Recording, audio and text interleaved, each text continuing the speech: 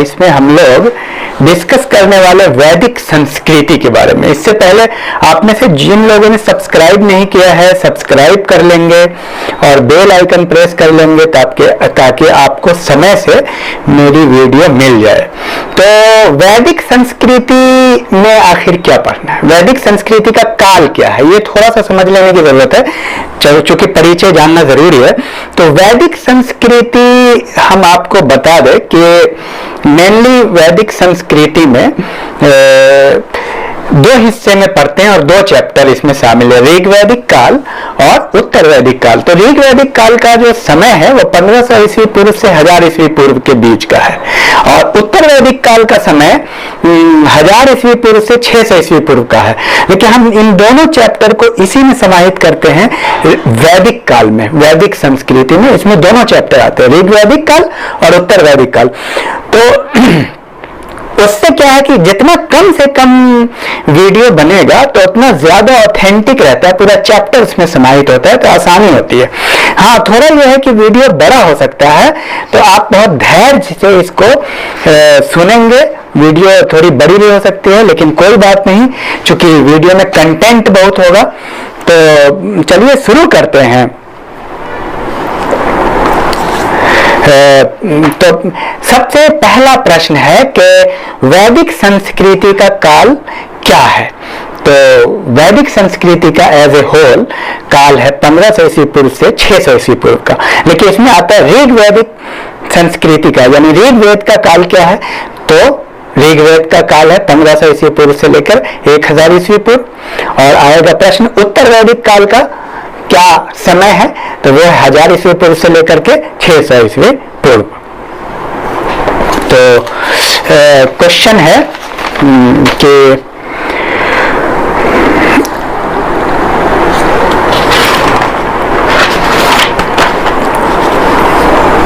आर्य शब्द का शाब्दिक अर्थ क्या है।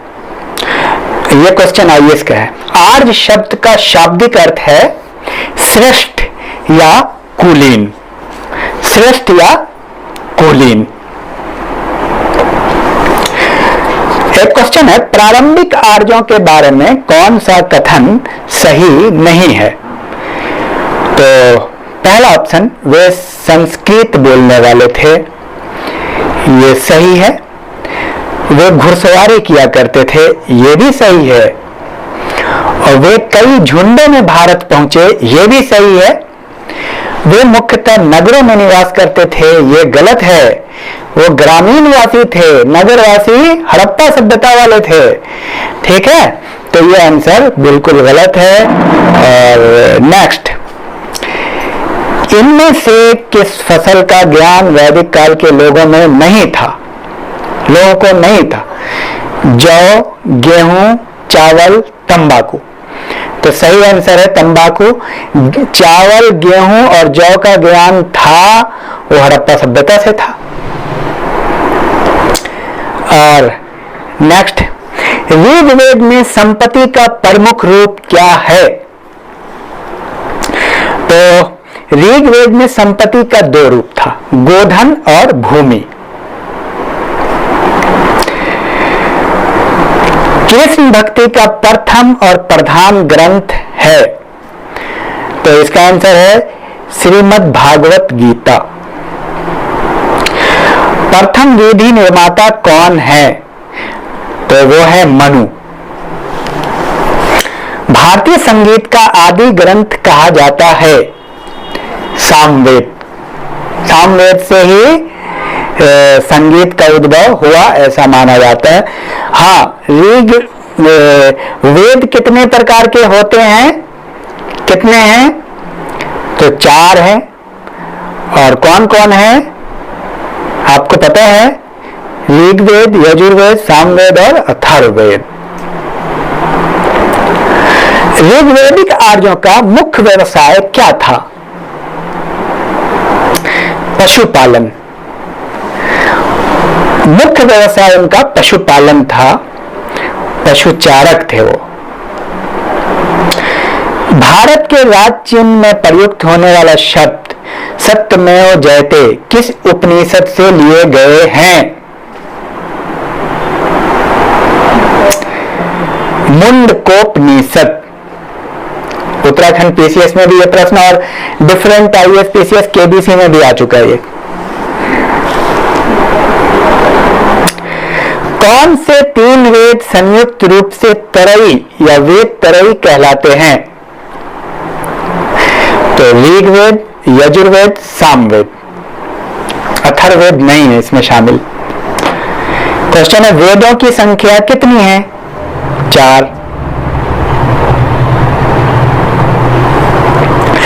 इसमें है उत्तर वैदिक काल में लिखे गए ग्रंथों का सही क्रम क्या है?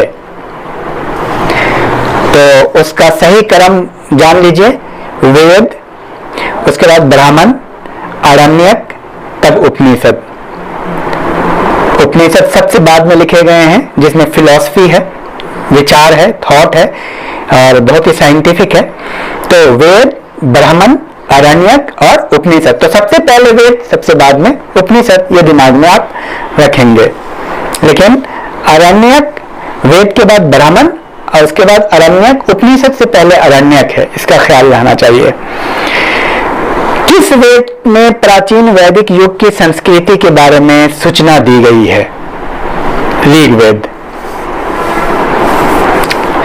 वैदिक गणित का महत्वपूर्ण अंग क्या है? शुल्ब सूत्र। शुल्ब सूत्र में बहुत सारे गणित के सूत्र दिए गए हैं, शुल्ब सूत्र। उत्तर वैदिक काल के वेद विरोधी और ब्राह्मण विरोधी धार्मिक अध्यापकों को किस नाम से जाना जाता था? शर्मन। जो वेद विरोधी होते थे उनको शर्मन कहा जाता था।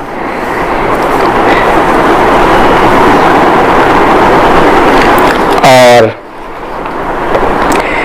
धर्म शास्त्रों में भू राजस्व की दर क्या है? वो है 1/6, छठा भाग।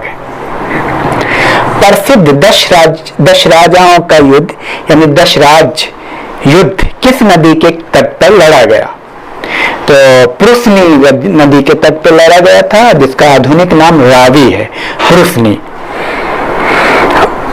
ऋग्वेद का कौन सा मंडल पूर्णतः सोम को समर्पित है? 9वां मंडल। वेदांत या उत्तर मीमांसा दर्शन के प्रतिपादक कौन थे? वादरायन। मीमांसा, वेदांत या उत्तर मीमांसा, वादरायन थे इसके संस्थापक। मीमांसा या पूर्व मीमांसा दर्शन के प्रतिपादक इसके थे जैमिनी। मीमांसा के जैमिनी और वेदांत के वादरायन। वैशेषिक दर्शन के प्रतिपादक कणाद, पूरा नाम है उलुक कणाद। वेदों को अपौरुषेय क्यों कहा गया? क्योंकि वेदों की रचना देवों द्वारा, देवताओं द्वारा की गई, इसलिए वो अपौरुषेय।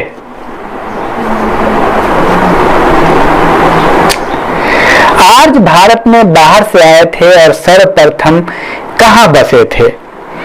तो इसका सही उत्तर है पंजाब में। अस्तो मा सद्गमय कहां से लिया गया है? ऋग्वेद से। शुल्ब सूत्र किस विषय से संबंधित पुस्तक है? ज्यामिति। किस देवता के लिए ऋग्वेद में पुरंदर शब्द का प्रयोग हुआ है? इंद्र के लिए। वैदिक धर्म का मुख्य लक्षण किसकी उपासना था? प्रकृति की उपासना। वो प्रकृति पूजक थे वैदिक। और ऋग्वैदिक काल में यानी वैदिक काल में मूर्ति पूजा नहीं है, वो प्रकृति पूजक थे। पुराणों की संख्या कितनी है? 18।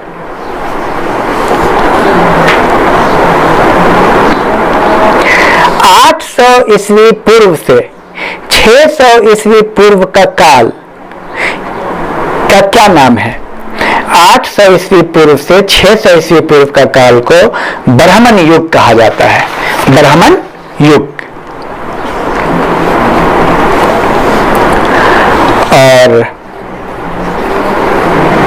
प्राचीन भारत में निष्क से जाने जाते थे। निष्क स्वर्ण आभूषण को निष्क कहा जाता था, स्वर्ण आभूषण।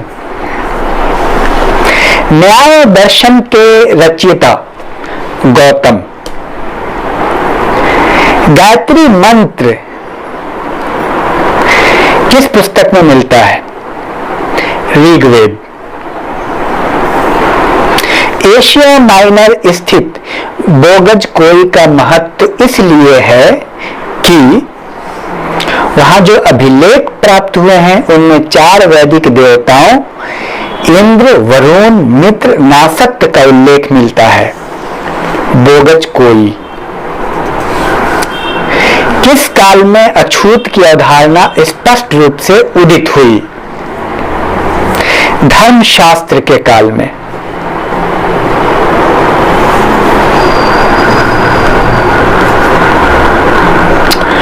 और कर्म का सिद्धांत संबंधित है किससे? किस वैज्ञानिक से? मीमांसा। मीमांसा से, मीमांसा फिलॉसफी से कर्म का सिद्धांत जुड़ा हुआ है। ये बहुत ही महत्वपूर्ण प्रश्न है। प्रस्थानत्रयी में शामिल नहीं है। कौन प्रस्थानत्रयी में शामिल नहीं है? भागवत, भगवद गीता, ब्रह्मसूत्र और उपनिषद। तो सही आंसर है भागवत। निम्नलिखित में से किसका संकलन ऋग्वेद पर आधारित है? सामवेद का। यजुर्वेद, सामवेद, अथर्ववेद।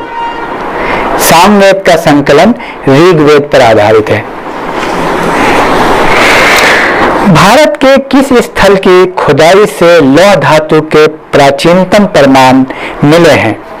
और इसका सही आंसर है अतरंजी खेड़ा। अतरंजी खेड़ा।